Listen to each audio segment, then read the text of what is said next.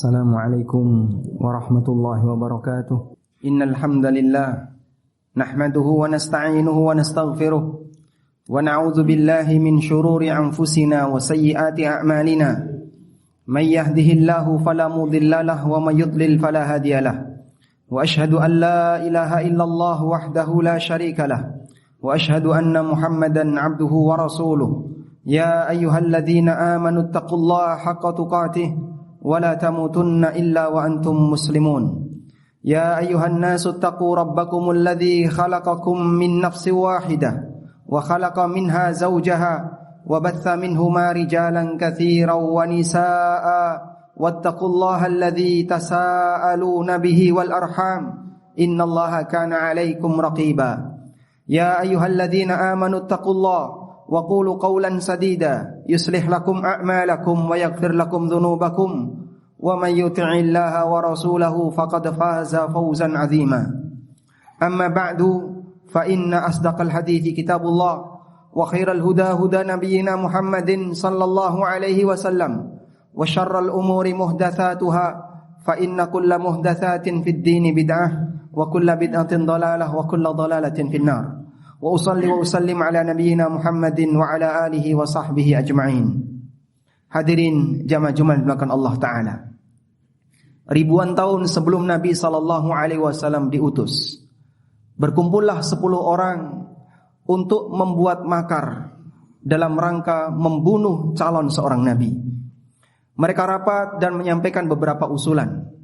Salah satu di antara mereka menyampaikan sebuah usulan yang itu kemudian disepakati.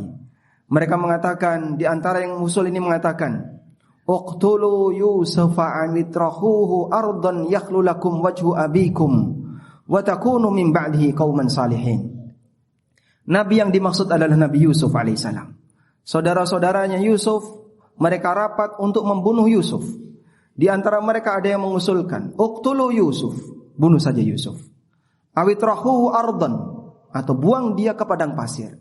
Yakhlu lakum wajhu abikum, sehingga dia tidak akan ganggu di hadapan muka bapak kalian karena sayangnya Nabi Yakub kepada Yusuf. Lalu apa yang mereka sampaikan? Wa takunu min ba'dihi qauman salihin.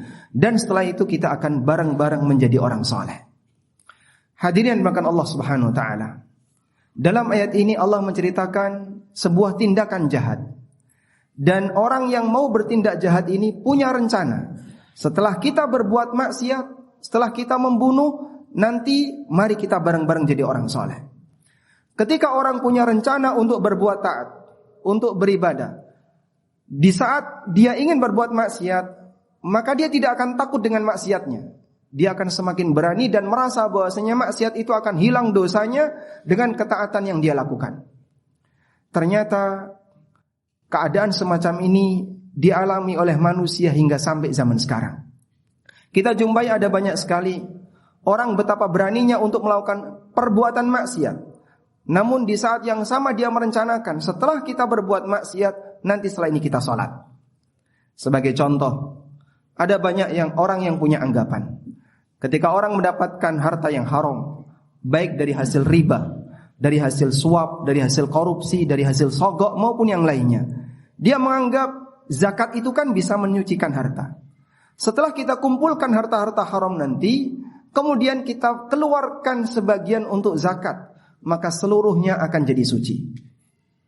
Sebagian di antara pejabat ada yang mengatakan, kalaupun kita mengumpulkan harta isinya maksiat, kita gunakan untuk umroh, untuk haji. Nanti kalau pulang haji seperti bayi yang keluar dari rahim ibunya. Anggapan semacam ini membuat sebagian orang jadi semakin berani untuk berbuat jahat. Sehingga maksiat terlupakan di hadapannya kalau itu sebagai maksiat. Karena anggapan dia akan diampuni pasca berbuat maksiat. Persis seperti yang Allah ceritakan tentang saudaranya Yusuf. Mereka mau membunuh calon nabi, namun di saat yang sama mereka merencanakan wa takunu min ba'dihi qauman salihin. Setelah ini kita akan bareng-bareng jadi orang saleh. Banyak orang yang tidak sadar bahwa Allah punya kaidah. Ibadah yang Allah terima adalah ibadah yang baik. Hanya yang baik yang Allah terima. Nabi SAW bersabda, Innallaha tayyibun la yaqbalu illa tayyiba. Sesungguhnya Allah zat yang maha baik dan Allah tidak akan menerima kecuali amal yang baik.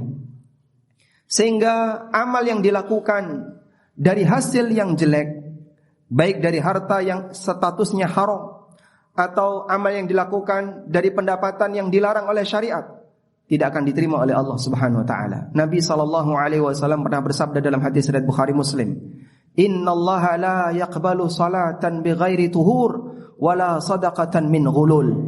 Sesungguhnya Allah taala tidak menerima salat yang dilakukan tanpa bersuci, sebagaimana Allah tidak menerima zakat yang dikeluarkan dari hasil harta ghulul, yaitu harta hasil korupsi atau harta khianat. Nabi SAW juga menyebutkan ancaman bagi orang yang berangkat haji, tapi dia berangkat dengan menggunakan harta yang haram. Saat orang yang haji ini mengucapkan labbaik Allahumma labbaik, maka dijawab oleh Allah Subhanahu wa taala, la labbaik wa la sa'daik. Enggak ada labbaik. Enggak ada labbaik untuk kamu. Dia datang dengan mengatakan, aku sambut panggilanmu ya Allah. Dijawab oleh Allah, enggak ada sambutan untuk kamu. Maluka malu haram wa ji'ta ala wizrin, hartamu harta yang haram dan kau datang dengan penuh noda dosa. Bagaimana seorang hamba amalnya akan diterima sementara caranya cara maksiat? Oleh karena itu jamaah dimuliakan Allah, anggapan sebagian orang untuk semakin berani berbuat maksiat dengan bayangan bahwa pasca berbuat maksiat kita akan sama-sama taubat, kita akan beramal, kita akan nyumbang untuk masjid, kita akan sedekahkan sebagian untuk fakir miskin, dengan itu semuanya akan jadi suci. Ini semuanya adalah omong kosong. Karena Allah Subhanahu wa taala tidak menerima amal yang dilakukan dari hasil maksiat. Karena itu jamaah dimuliakan Allah, satu prinsip yang perlu kita pahami, bahwa amal yang dilakukan dengan cara yang rusak, maka hasilnya tidak akan diterima.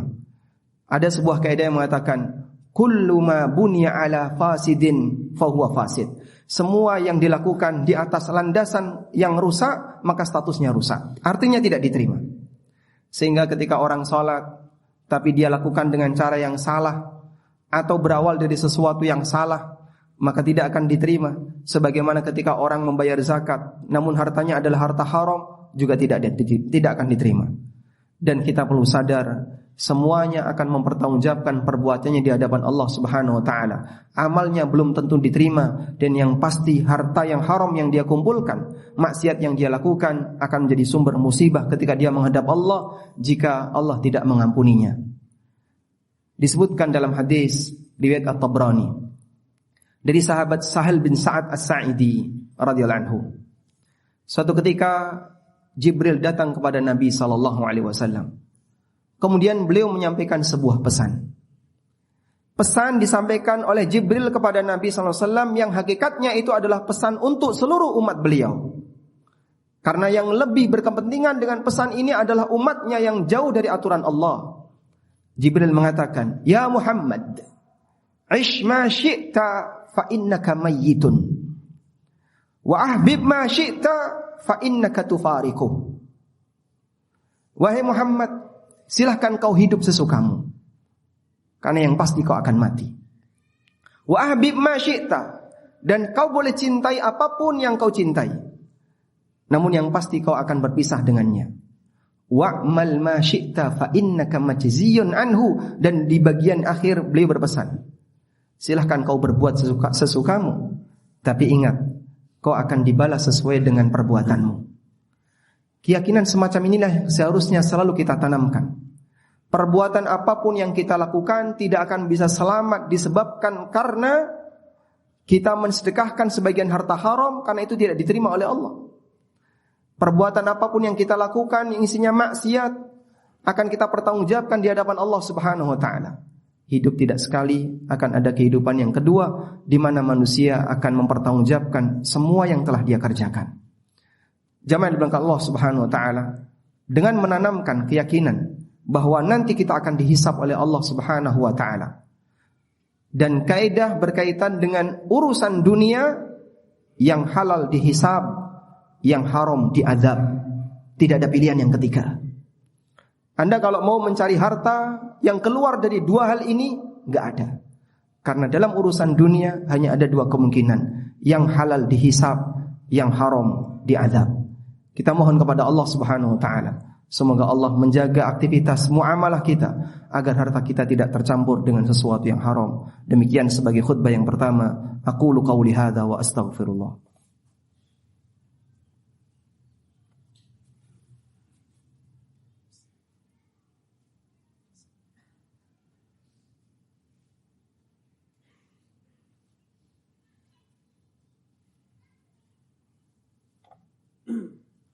Alhamdulillahi wa kafa, wassalatu wassalamu ala rasulil mustafa, wa ala alihi wa sahbihi wa mawala, wa ashhadu an la ilaha illallah wahdahu la syarika lah, wa ashhadu anna muhammadan abduhu wa rasuluh. Ya ayyuhalladzina amanu taqullaha haqqa tuqatih, wa la tamutunna illa wa antum muslimun. Hadirin jamaah Jumat dimuliakan Allah Subhanahu wa taala. Ada fenomena yang sangat menyedihkan yang bisa jadi itu kita alami, bahwa Allah Subhanahu wa taala membatasi kemampuan manusia dalam menikmati kenikmatan dunia. Karena orang baru bisa menikmati kenikmatan secara maksimal hanya ketika di surga. Sementara kenikmatan di dunia sifatnya terbatas. Terbatas dengan apa? Terbatas dengan kemampuan kita dalam menikmatinya. Contohnya bagaimana, Pak? Banyak sekali. Orang memiliki banyak harta, tapi belum tentu dia memanfaatkan semuanya. Tabungan dia bisa jadi miliaran. Apakah kemudian dia makan semua? Dia hanya mungkin untuk melayani dirinya habis sekitar sekian ratus juta. Sisanya hanya menjadi tabungan. Ada orang yang dia bisa mengumpulkan banyak harta, tapi yang melayani kehidupannya hanya mungkin 30% dari total yang dia dapatkan. Maka antara kebutuhan kita dengan pendapatan kita jauh lebih besar pendapatan kita. Rata-rata demikian. Sehingga Anda yang bekerja sebagai ASN misalnya, Anda yang bekerja sebagai entrepreneur, seorang pengusaha, Anda bisa mendapatkan per bulan sekian puluh juta. Tapi kebutuhan Anda per bulan mungkin tidak sampai 50% dari pendapatan Anda. Sehingga sebenarnya banyak dari harta kita yang sisa yang tidak kita manfaatkan. Kita punya baju mungkin 5-6 setel yang kita pakai sehari-hari. Tapi tumpukan baju yang jumlahnya belasan mungkin ada di lemari. Di keluarga kita mungkin ada 5 gelas yang kita gunakan sehari-hari. Tapi lusinan gelas yang tersimpan di gudang rumah kita. Demikian pula sandal kadang kita punya lebih dari 5. Padahal yang kita pakai hanya sepasang. Sepatu juga demikian. Dan itu umumnya dialami oleh manusia zaman sekarang. Orang pintar mengumpulkan, tapi belum tentu dia memakai. Lebih dari itu, saat dia mengkonsumsi sesuatu, semuanya serba dibatasi.